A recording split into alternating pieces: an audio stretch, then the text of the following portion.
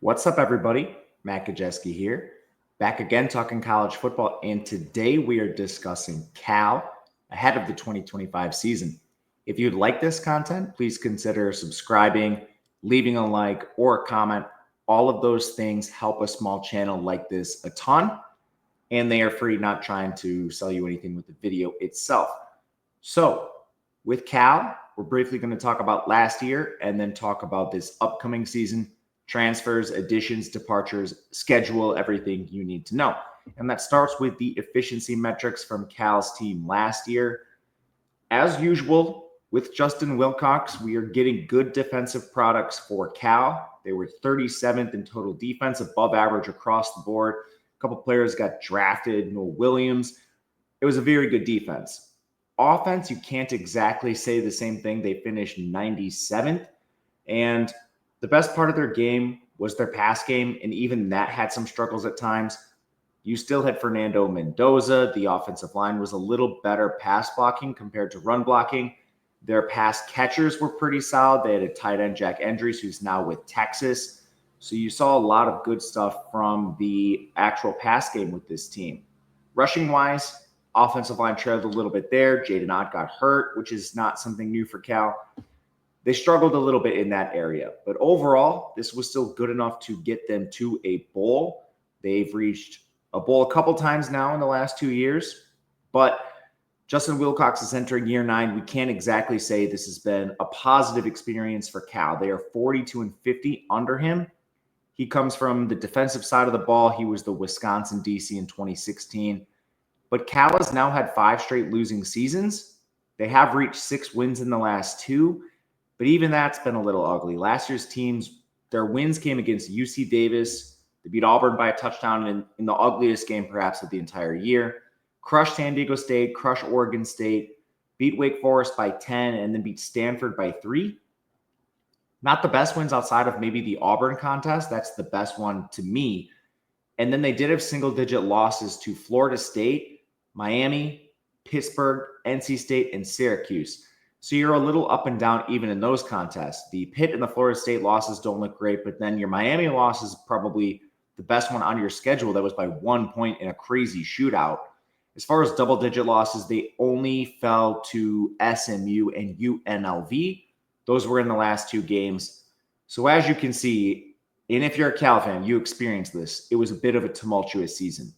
Now you have Justin Wilcox hiring a new offensive coordinator. Brian Harsin comes in. He's ruffled about as many feathers as you possibly can on the way in.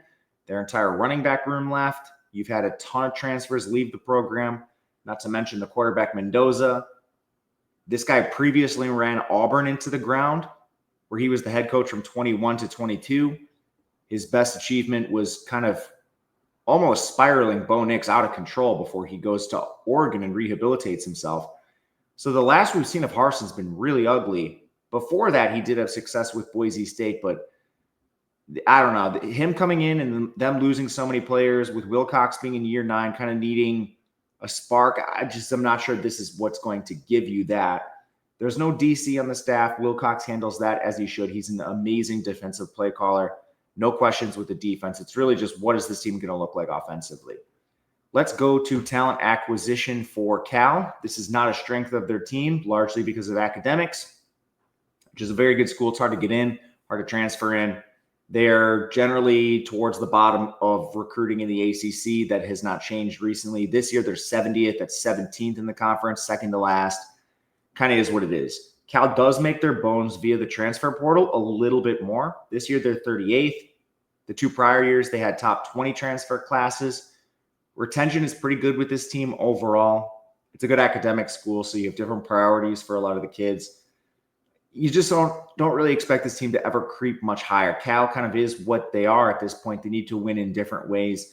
And they've been a team that's sort of been meandering through the transfer portal era without any real defined consistent success. I'm not sure if they're going to be able to change that under Wilcox. He hasn't been up for the challenge so far. But let's take a look at this roster and see what we can expect this year. We made this tool trying to project the 2 deep. It's available in the Discord below. Basically, transfers are in yellow. We have their year in school to the right, followed by the snaps they've played the last 2 years, what recruit ranking they were as a star. That's a consensus ranking. And then we have a value score, which basically takes a look at your recruiting first and foremost. Then the more snaps you played, the less it looks at recruiting, the more it looks at on-field play. And we're trying to project how good a player is moving forward, not what they've been, but what a player of this recruitment and production is expected to do in the subsequent year. So that starts with QB. You are looking at a couple of transfers probably taking over this job. Devin Brown was the presumed starter. He is the Ohio State transfer. He's a consensus 3-star. I know some had him as a 4-star, but as a player, he's 6'3", 215, has 48 career pass attempts for 331 yards. That's 6.9 yards per attempt, 3 touchdowns, two turnover-worthy plays. Not the most mobile guy, and he just has never really done anything. I mean, a lot of people criticize him for failing to win multiple Ohio State quarterback battles, and now he comes over and he can't take even the Cal quarterback battle. I don't know where this is going to go. He's still probably your favorite, but there are other options. First off, you bring in a 4-star from Oregon in Duran Kiave Sagupotele, and I mean, he was at Oregon. He kind of got run out by Dante Moore in that quarterback room, but Sagupotele is another player of 4-star recruiting caliber. Cal just doesn't have a lot of these guys on the roster. So at 6'2", 215, not a mobile guy, but a good arm as well. He could very well beat out Devin Brown at quarterback. And then probably the weirdest guy and the player who had the best spring is redshirt freshman EJ Kaminanong, who comes in and he plays only 35 snaps as a freshman 3-star and looked really bad when he was out there, 32% completion percentage for 3 yards per attempt. But Kaminong is maybe the wild card in this unit that could potentially win the job. Regardless, on paper, this is the worst quarterback room in the conference. There's no way around this. You're going to need Devin Brown to live up to that Ohio State recruiting, Sagupotele to play right away as a freshman 4-star or something if this quarterback room is going to even reach average. This is a unit that there are some serious questions with coming into this year. The redeeming quality, I think you could say, is that there is a 4-star. Some teams just don't have that. At running back, we hinted at this at the beginning. There was mass exodus after Brian Harsin came in. Javian Thomas is gone. Jaden Ott is gone. They bring in some transfers, but there's no question that this running back room is worse than what they were working with in the spring.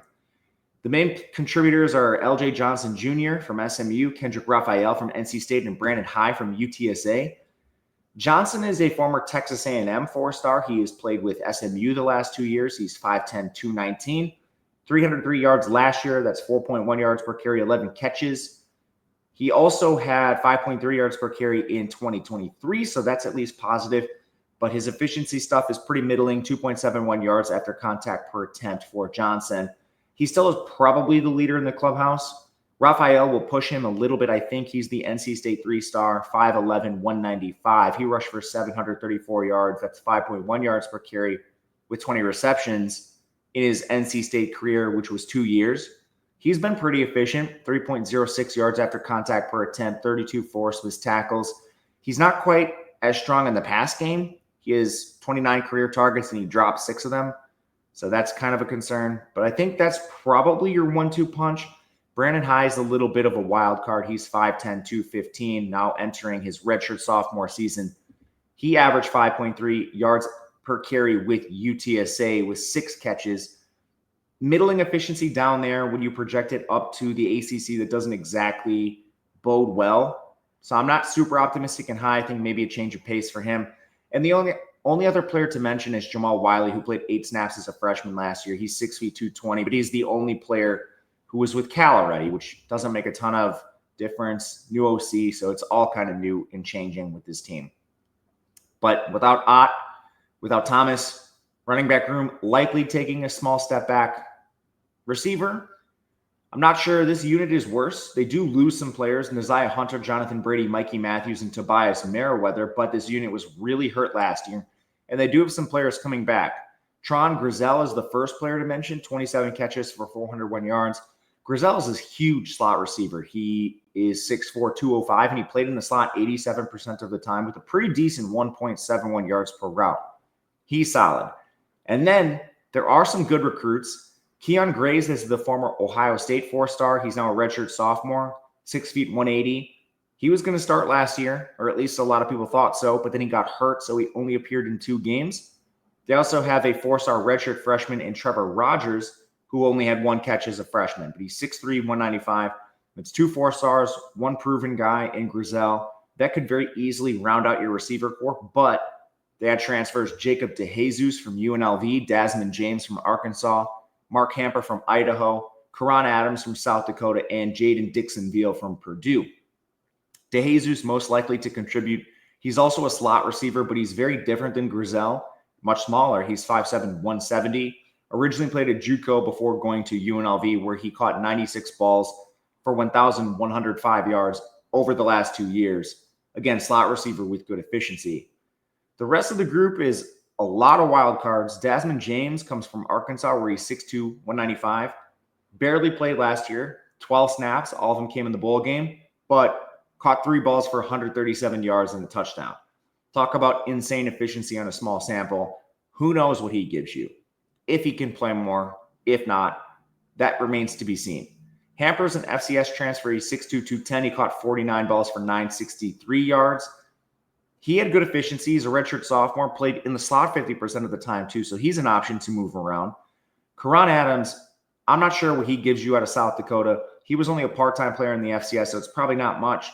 And then Dixon-Veal from Purdue, it's very hard to separate his poor play from the offense being just a systemic issue.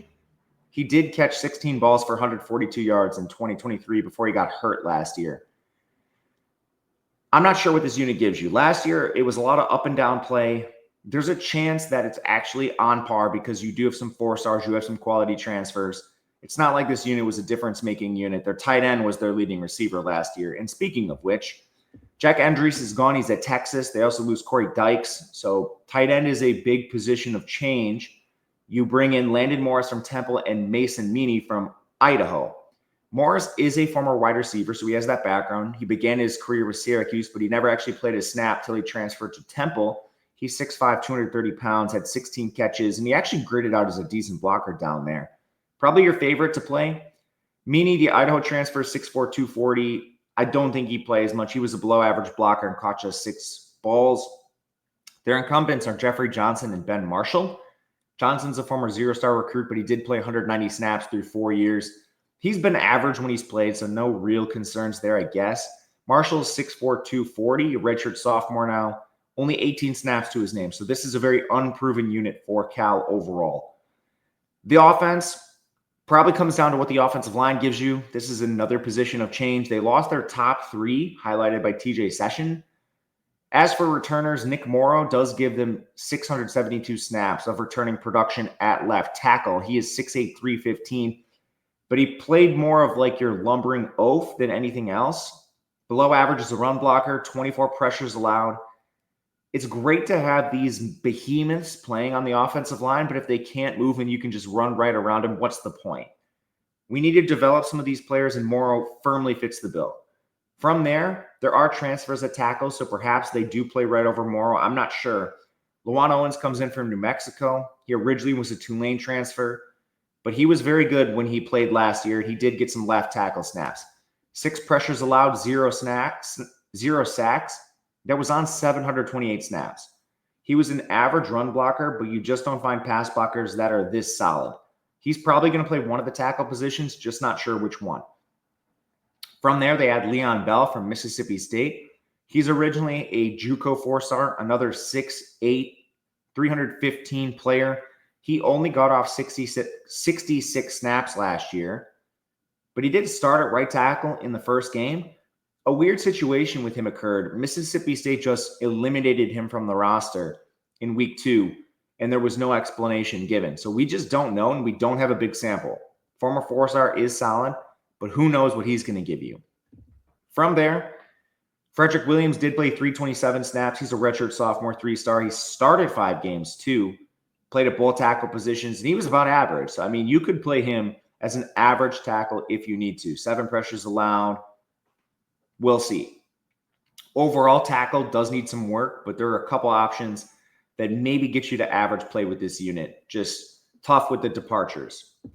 At guard, they return Siape Vadakani, who played 225 snaps. He does have 1,666 through his career, but he's never even played average. Last year, he was pretty limited, and he allowed 5 pressures, which was actually better than some of his previous experience. He does have positional versatility. He could give you either snaps at both guard, but man, tough when he hasn't even reached average at this point. They do bring in transfers. Jordan Spazajevich Moko from Charlotte, Lamar Robinson from Georgia State, and Davion Harley from Jacksonville State. Spazajevich Moko, he originally was a Texas A&M 4-star, but he could never get on the field there. Then he goes down to Charlotte, where he was about average, pretty decent pass blocker, only 1 sack allowed, primarily a left guard, so he should be a player that could potentially compete there. Lamar Robinson originally played with Norfolk State before he goes to Georgia State last year and became a full-time starter. He was a little above average, where most of that came down to pass blocking. Only 1 sack allowed for him. Not the best run blocker, but definitely could play one of the guard spots. Harley played with Jacksonville State. He played mainly right guard, but also a little bit of center, and he was below average across the board. So probably just a backup at that interior position. If there's an injury, he could be sort of like your 6th-man first guy into the lineup in the event that someone goes down. The starting center, projecting Tyson Ruffins from Nevada here. He played 585 snaps last year. Guard and center versatility for him, but he was good as a pass blocker, no sacks allowed, good as a run blocker as well. Probably one of the more secure offensive linemen for this team. Bastian Sweeney is also back. He's been an interior player with 1,006 snaps. Decent in the run game, decent in the pass game. You're getting about average play from him if he needs to go. And then the last guy to mention is a 4-star freshman, Justin Hasenhadel, who comes to the team. There's just not a lot of quality depth here. The transfers are from the FCS or the G5. The players that return for you have largely been below average, so could he play right away? Maybe as a 2-deep option, probably not as a starter, but he is a 4-star, and he's really the only one that they've recruited on this team. Offense, it was 97th last year. There's just a ton of change, but I personally am not a Harsin guy. I do not buy his approach, given that he ran most of the talent out of this team. Now you're just dealing with kind of this vacuum of talent where I'm not sure you have the players to even really compete in this conference offensively. Defensively, I'll buy Justin Wilcox. This team probably going to need to allow a few points a game, just a few, to end up winning games. Off the edge, they lose Xavier Carlton, but they do return Ryan McCulloch, who played really well last year. 401 snaps. He was 2nd on the team with 27 QB pressures. Now entering his junior year, he should be one of your starting edges.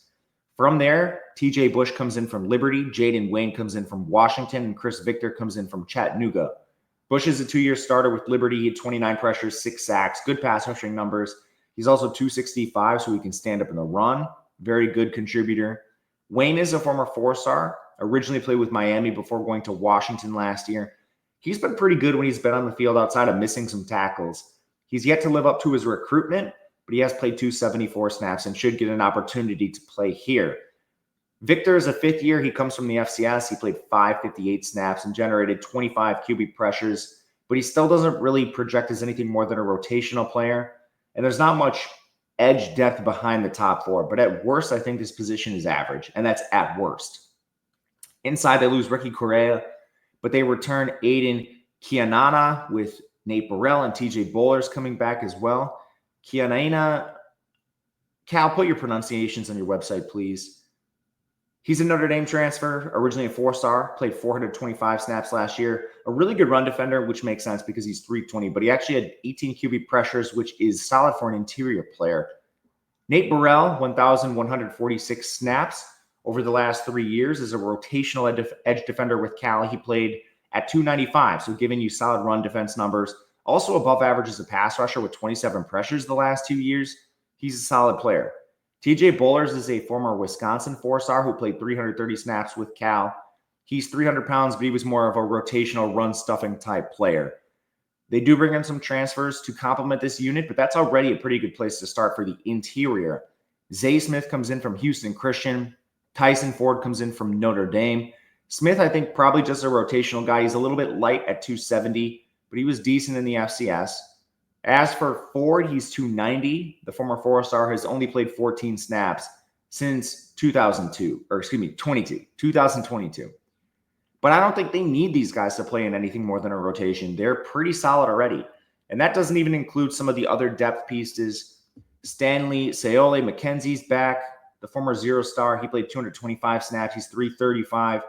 Derek Wilkins, he's 300 pounds. He played 309 snaps. Both of them solid in rotation.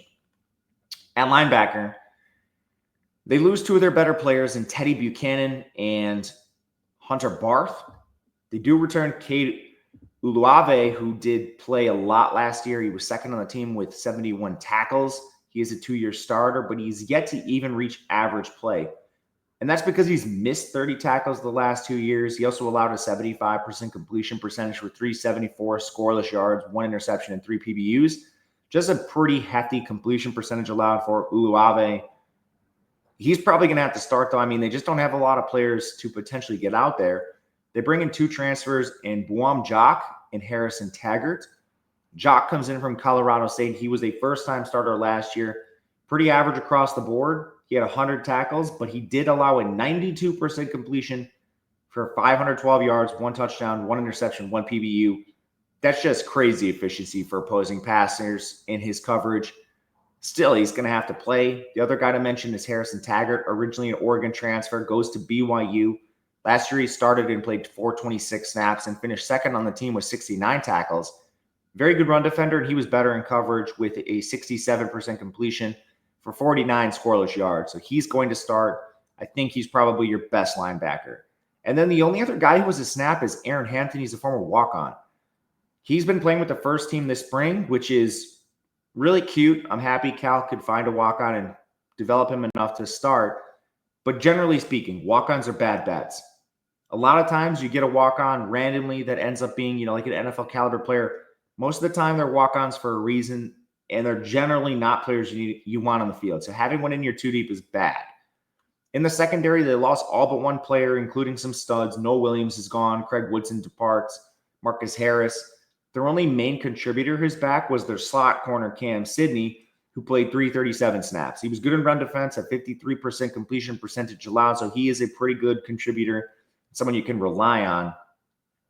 I think he could be pushed, but this is kind of tricky to evaluate. You do have a 4-star redshirt sophomore in Josiah Wagner, who played 98 snaps over the last 2 years. A lot of those came in the slot, but he also profiles as a safety. So I wouldn't be surprised if he wins a safety job either. Just want to at least bring his name up here. You don't have a lot of 4-stars, so he's probably going to play somewhere in the secondary. The corners that are probably going to play the boundary come down to some transfers. Hezekiah Massis from FIU, Brent Austin from USF, and Kamari Shemwell from Utah. Massis is a 3-year starter, 1,900 snaps for him. He's played well all 3 years, good in run defense, only allowed a 52% completion. We just need to move that from FIU to the ACC. Easier said than done. Austin, he played at James Madison before transferring to USF last year, where he earned a starting role. His completion percentage was just 41%, which is amazing. Now, it took him a little while to start. It was in the G5. Can he play in the ACC? We will see. And finally, Shemwell, he's just a redshirt freshman. He played with Utah last year, only got off 37 snaps. Probably more of a depth piece for the future, but who knows? Those are your most likely candidates for the boundary. The incumbents that you have are Kamani Hudson and Jair Smith. I don't think either of them is really a strong candidate. Maybe Smith at best. He played 171 snaps last year, but he wasn't particularly impressive. So take that with a grain of salt. As for the safeties, if Wagner doesn't play one of these spots, you could be looking at Jordan Sanford from Texas Tech, Tristan Dunn from Washington, or Drew Polidor from Montana State. These are all the transfers they brought in. Sanford is a former Texas Tech 4-star. He played 367 snaps through his first 2 seasons there. Both were about average. 69% completion for 177 scoreless yards is okay. Dunn is a former 3-star. He's now a redshirt junior. 87 snaps for him with Washington. Not much to say. Polidor is an FCS transfer. He played above average in the run game, but he only allowed 6 catches on 15 targets. That's pretty solid. It's just not quite as good as you'd want for an FCS target. Otherwise, like former 0-star Isaiah Crosby played 84 snaps. They did add a 4-star freshman corner we'll see on this. I'm not sure what to make of that. His name is Jaeon Young. Maybe he has to play right away. I mean, I don't know. We will see on this.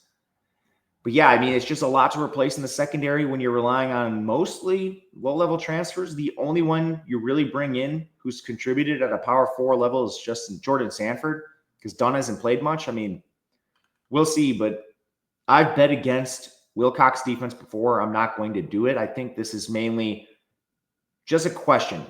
I would call it a weakness for a lot of teams, but Wilcox has developed so many players that I think you could just call this a question and move on. At kicker, they add Miami transfer Abram Murray. Haven't seen much of him, but he's been perfect on extra points, all 4 of them. He had 1 field goal attempt last year. He made it. It was from 30 plus. So he's a redshirt freshman, good recruit.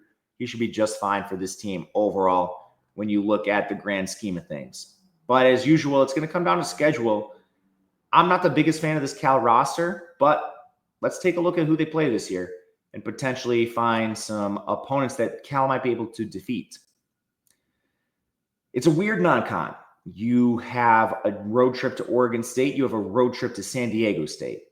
You also have Texas Southern, an FCS team, and Minnesota. Minnesota you get at home, which is a trip across the country for them, basically. I think this is a 3-1 start. The road trips are tricky without a doubt, but those teams are definitely worse than Cal. And then Minnesota, you could even knock them off. That's a trip where Minnesota has to come across the country into your building. So I think you're getting off to a pretty good start if you're Cal. Maybe it's a little greasy because Cal's not that good, but we will see. As far as the conference play, at the top of the ACC, they are playing Louisville and SMU, but no Clemson, no Miami, no Georgia Tech. So those are pretty easy games overall as far as your number of tough opponents. You also play a lot of the bottom. Stanford's here, Boston College is here, Duke is here, a couple middle-class teams like Virginia Tech. I mean, this is a schedule that sets up pretty well for Cal. Now, can they be a bowl team? That remains to be seen. We do not have Cal favored more than a couple times this year, and 3 of them are going to be a non-con. So they're going to have to take care of business to reach a bowl team, but I'm not really buying it at this point. I think this team misses a bowl for the first time in a while, 2 years, and I think this could be the last we see of Justin Wilcox. Don't love saying that, but just my read on the situation. Let me know if you disagree or if you're taking an over and under in the win total, anything like that. We'd love to hear it. Until next time, thank you guys for watching. We'll be back again soon. Good luck, and we will see you later.